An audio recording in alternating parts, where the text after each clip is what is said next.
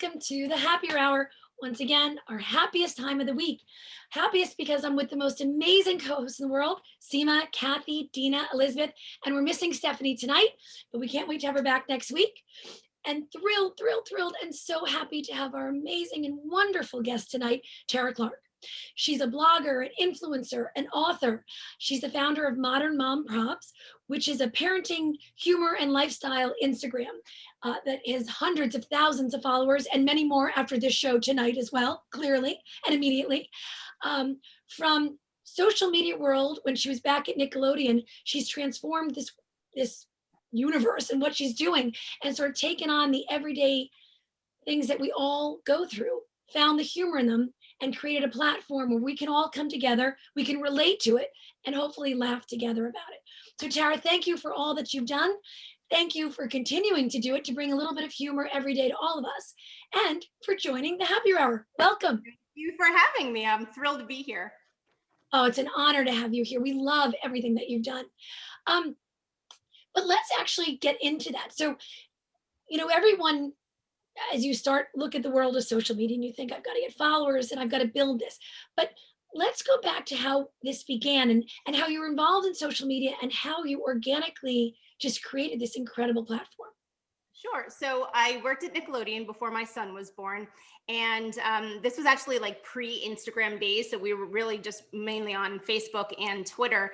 And I worked for the Nick Jr. properties and the Nick at Night properties. And my mom likes to run around and tell people that I was Dora the Explorer. I was Dora the Explorer on Facebook. Just Dora the Explorer on Facebook, not actually Dora the Explorer, like my mom likes to believe. So I worked there. I had my son. I stopped working there after I had my son. And so when he was about 3 or so, I was looking for like a creative outlet and I didn't know what to do. I was like sort of looking for something to like fill my time, kind of like a hobby. And this is when like Instagram was really just starting. And I said to myself and I said to my friends, I'm going to start an Instagram page. And they were like, what are you talking about? And I was like, yeah, no, I'm going to like do an Instagram page and like talk about like parenting stuff. And they're like, what? Nobody does that. And back in whatever it was 2016, like that was like a sort of a new concept. And so we were living in New York City at the time. And I started sort of like lampooning city life because some of the problems that we have living in the Upper East Side of Manhattan are different from other parts of the world. And so I was sort of lampooning that. But then we moved out of the city. We moved back to New Jersey. And then I had a whole new set of problems. And those problems were more modern mom problems, right? So I changed the name and then the account just grew from there. So when you decided to start this Instagram, did you leave Nickelodeon at the time? Like, was this going to become a new career, or was it like, did you think you would eventually monetize and become the new focus? Well, no, I left Nickelodeon when I had my son. So I was a stay-at-home mom for like 3 years before I started the account. Oh, so you had broken ties completely. You weren't okay. Yeah. And so when you started this again, it was an interesting thing, but were you thinking like looking forward to this would become your new, like a way to monetize and become a new business?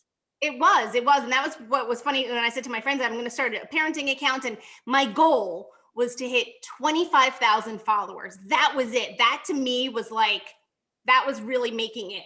And that came and went, fairly quickly. And then it just kept going. And so, yeah, that really was my goal. It was to monetize it. Yes. So for everyone out there, myself included, who's been doing this for a really long time, and wow, if I could get anywhere near 10,000, I'd be really happy. What is the best way to do this? So you're sitting down, you're thinking, okay, I want to build this audience. And obviously organically is the best way to do it, but what are some tips and what approach did you take to doing that? I think for me, it was all community. I was so lucky to be able to tap into a wonderful motherhood community, whether it's mom influencers, mom memers, writers, bloggers, all of that. And like, we have a really tight knit community. And I'm a firm believer of the tide rises all boats. And so that is sort of like our mantra in the community. And I think everyone just works to help each other out, share each other's content, promote each other's stuff. And I think it really happened all because of the community. Okay, so that apparently is the easy part, because then you need the content to keep everybody coming, which you clearly have and do every day. So how do you keep it up all the time? And do you have a bank that you sort of go to? Are you constantly adding to it and then going back to it? Or is it sort of a daily thing you wake up and do? Funny thing. This is such a true story too. I was chatting with another friend of mine. He's also in Instagram. He has a podcast as well. And we were chatting and he's like, well, you must have a content calendar, right? And I said, no, I don't. I've done every day I wake up and more or less, I sort of fly by the seat of my pants. And he could not believe that. He's like, there's no way that that's possible. And I sort of liken it to, I just trust my gut. I know what I've posted recently and what connected with people or what didn't connect with people. I could think of like what I would like to see up on my feed so that I need to post. And so, yeah, I sort of just go with my gut. But of course, like there are certain times where I know I need to make certain posts and hit certain things during the course of the week, but I don't have it laid out as methodically as one would think I did. You know, Tara, I don't think that's surprising because I've been following you for a while, it does feel very organic. It feels like I'm just talking to a friend who is like, yeah, how tired? Like, it's like the, the fight over who's the most tired parent, or like, just, I feel like most of your posts are something that I talk about at home with my kids or my husband. So it's like whatever you're feeling and talking about in your life is what you're posting. So I think that's part of why everybody loves it, because it's just real. Thank you. I appreciate that. My whole goal is to always make it relatable. And I never want to make jokes on the backs of anyone else, because that's also my other thing too. I don't want to make jokes on the backs of the children or other mothers or anything like that. And so my focus really is to like identify what are those modern mom problems that are funny and that we're all sort of experiencing at the same time, and then talk about them. Do you so let's say you're at a party, or well, pre-COVID, you were at a party or somewhere, and do you sort of take note if something kind of funny happens, or do you sort of memory bank and say that's pretty good? And do people reach out to you and say, have you ever thought of this? Like, do they give you suggestions as well? I'm a pretty observant person, so I am sort of the one at the party that is sort of like scanning and like noticing that or noticing this and sort of like soaking it all in. Occasionally people will send me a DM and say like, oh, hey, I'd love to see a meme about X, Y, and Z. Yeah, it's mostly just trying to observe real life. Tara, I have a question. Do you find yourself giving advice at the same time, identifying the problems and then giving the advice as well?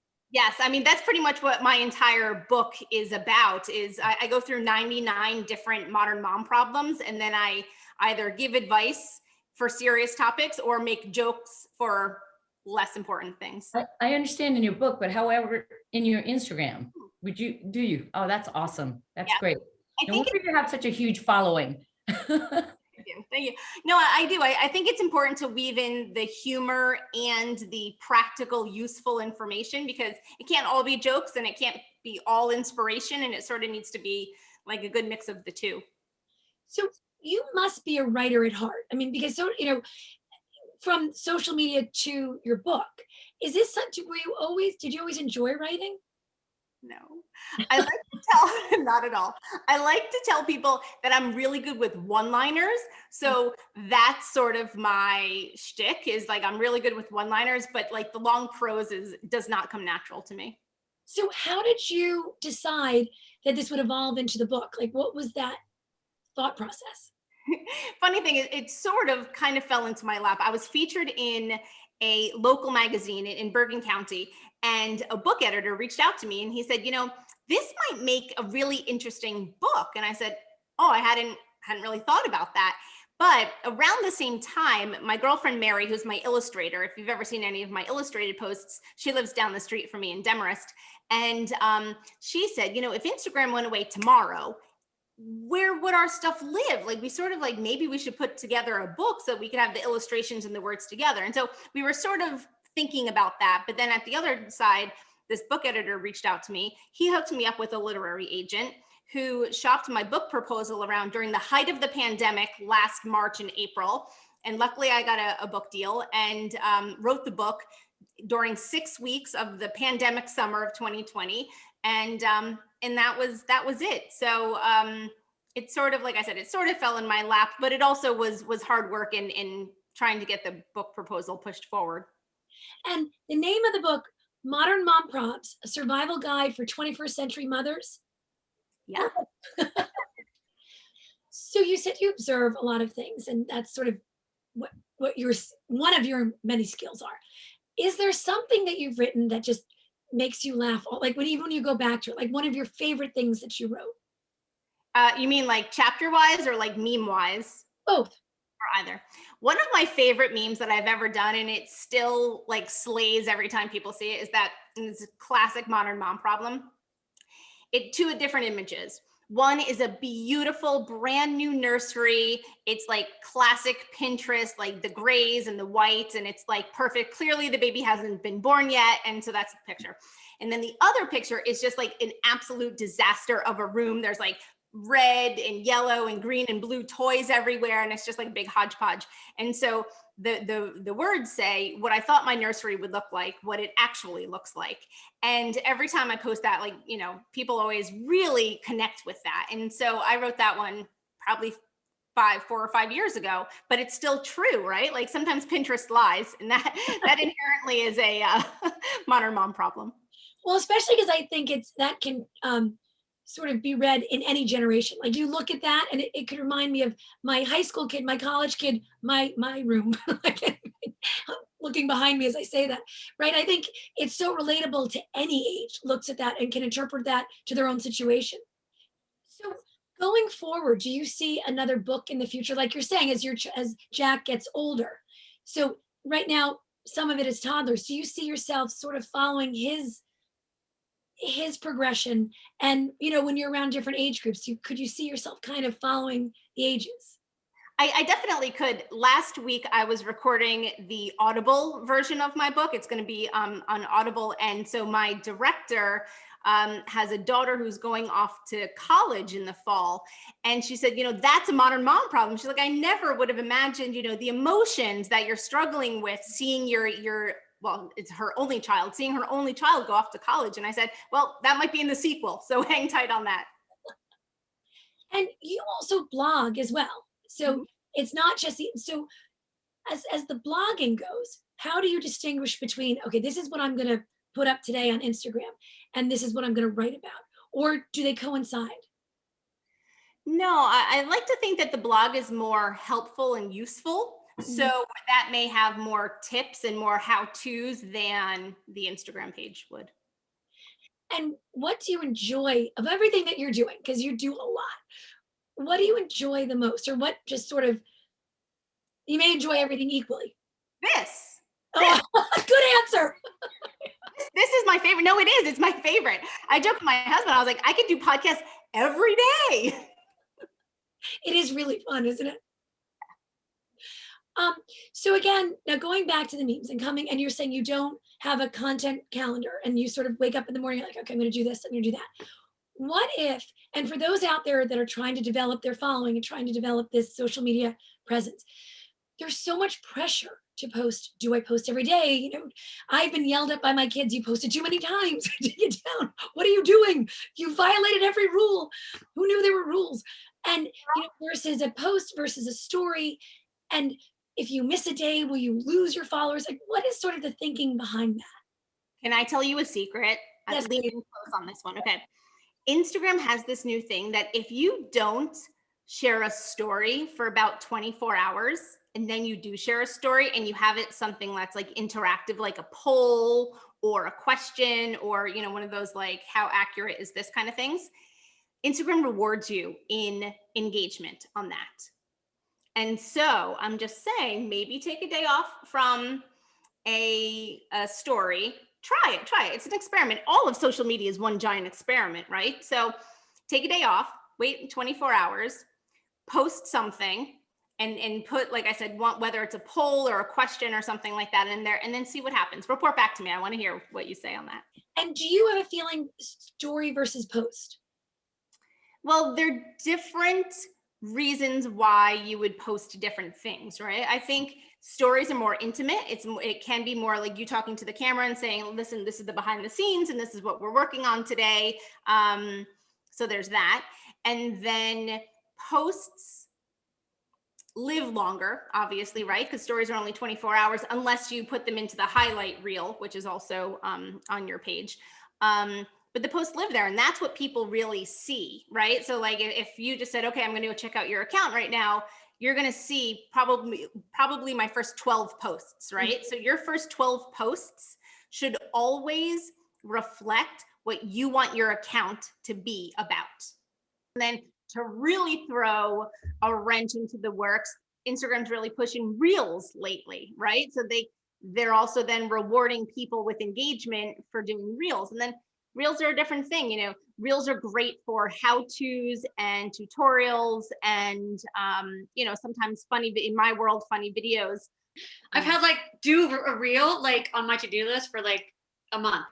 Like I'm like, oh my God, today I should have done a reel and it's 9 o'clock now and I forgot. Elizabeth, that is the story of my life. That's every day for me. Good.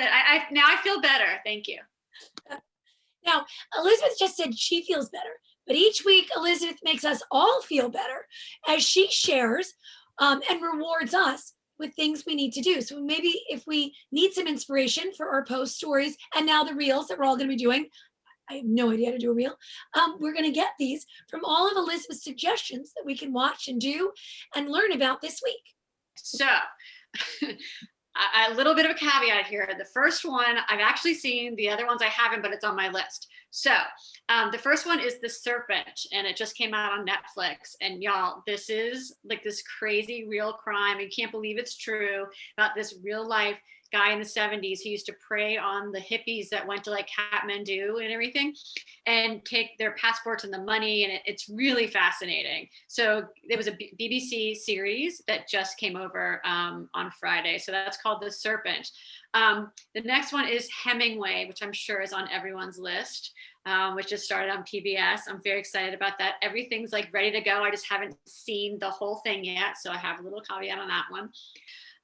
And then my man, Kyle MacLachlan, who we love from Sex and the City and Twin Peaks, has a new series called Atlantic Crossing on PBS. And it talks about how the princess stole FDR's heart. So it's between FDR, he plays FDR, and the Norwegian crown princess Martha, and what happened with their relationship back in the day. And then the final one is, I actually have listened to this one. And if you guys need something to laugh about, and when I tell you, I was crying, laughing, picking up my child from school, and I re-listened to it on the way home from Charleston and had my husband listen to it.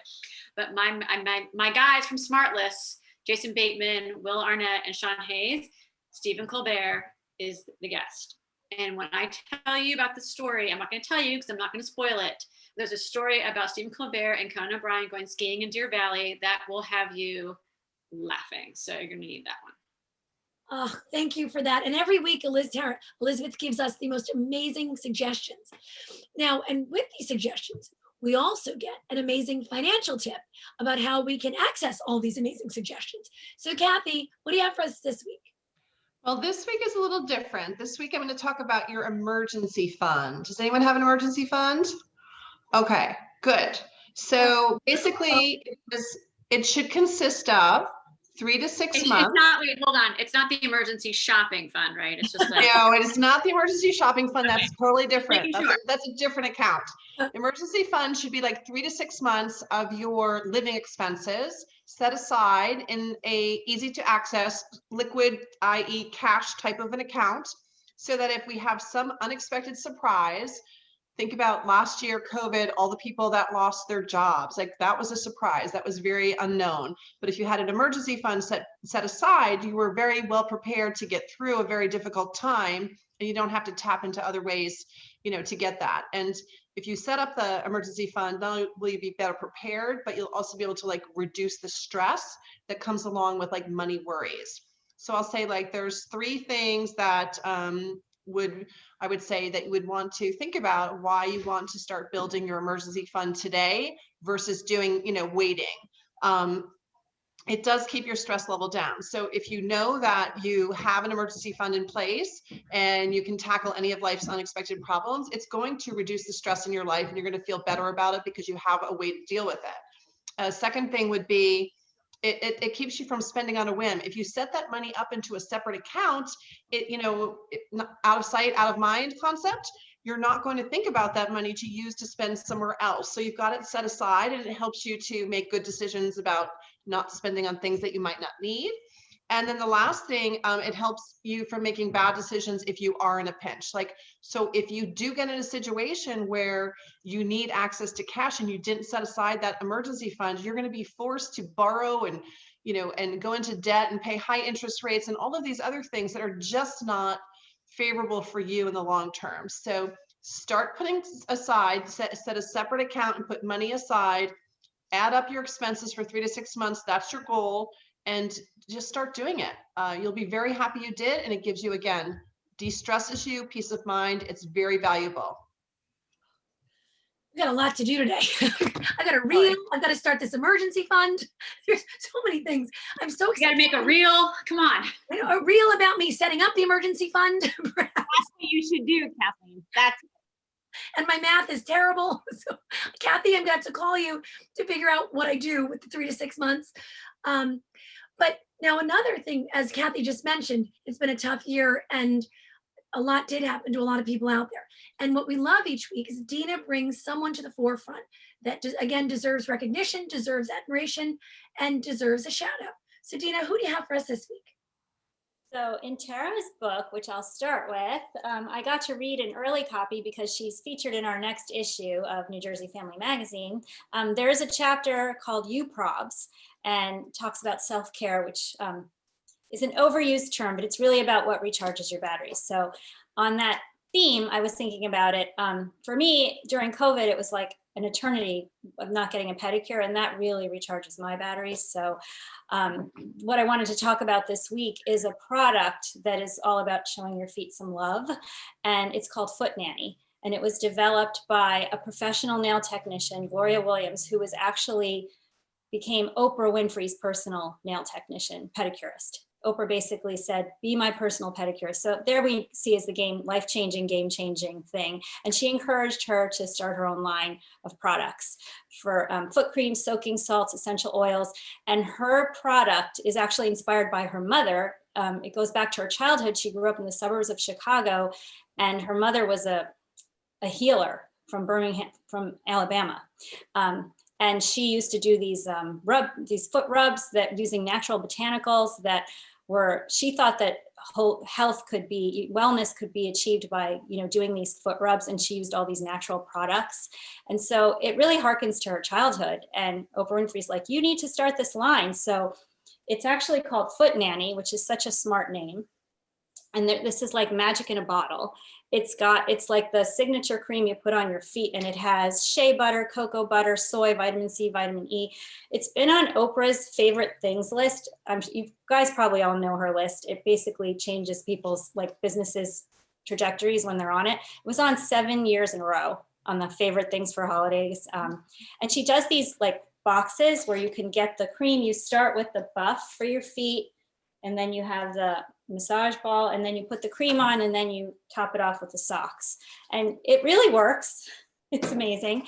And it has a lot of celebrity followers, as you can imagine. Once you're on Oprah's list, of course, Stedman loves it. Gayle King loves it. Former First Lady Michelle Obama uses it, and a whole host of celebrities. So we're featuring her in our issue about self-care as well. It just recharges your battery. So the website is footnanny.com.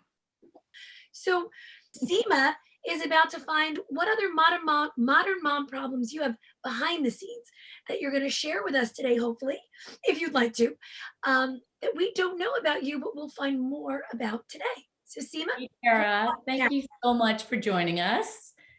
Great to meet you. So these are really quick questions, and if you get stuck, we just move on. A favorite meal you like to make for your family?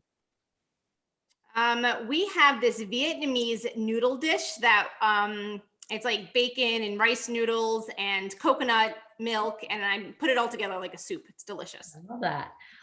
Which living people do you most admire? Living people. See, now that's a tricky one because there's so many. I mean, where do I even start, right? Michelle Obama. Okay. Your favorite form of exercise? I used to love the bar method, but then after the pandemic happened, I stopped going to bar, but I love bar. Agreed. If you could change one thing about yourself, what would it be? I'd be taller. People often think that I'm tall. I'm not. I'm 5'4". So I wish I was taller, and I wish my legs were longer. I have a very long torso, very short legs. Which words or phrases do you most overuse? There's so many of them. Probably, actually, literally, so, like, any of those connector words. Like is mine. What is the quality that you most like in women? Strength, confidence, and kindness. The quality you most like in men? Probably the same things. Probably not even strength as much as kindness.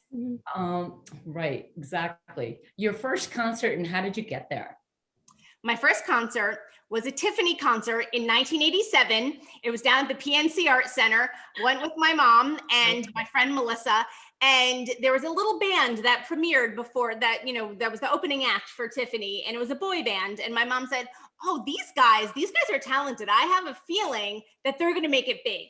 2 weeks later, the New Kids on the Block just Wow. onto the scene. And so that was my first concert. Tiffany and the New Kids on the Block. That is awesome. Which talent would you most like to have? I always say that if I were like a superhero, I would want to speak every language in the world perfectly. Awesome. Your favorite makeup item? I love Thrive Cosmeceuticals. So I use like their eyeshadow. I mean, I use a lot of the Thrive products. What is your most treasured possession? My coffee maker. True story. So I have this coffee maker. It's called a Jura. It's like a soft Jura. It was a gift, probably one of the best gifts I've ever received. And I often joke that heaven forbid, if my house ever burned down, I would literally grab my son in one hand and grab my coffee maker in the other hand and get out of the house. That's awesome. What is something you dislike that everyone else loves? I don't watch any of the Bravo shows or any rom-coms or anything like that. My viewing habits are more like World War II documentaries. Socks or no socks in bed? No socks. I hardly ever wear socks. It has to be like really cold outside for me to wear socks. Text or calls? Text. But it depends. There's something about a good phone call that can really, like if a phone call with your best friend really gets you in the spot, right? Really gets you in the heart. Like there's nothing better than like hearing your best friend's voice. Oh, well said. Dogs or cats? Cats. Beach or mountain? I mean, as a Jersey girl, I want to say both, right? Because we have beach and mountain, but I'll go with beach. Both. And beer, wine, cocktail or mocktail? Cocktail with vodka. Excellent. Well, we need to come over for some cocktails with vodka and have some of that noodle dish.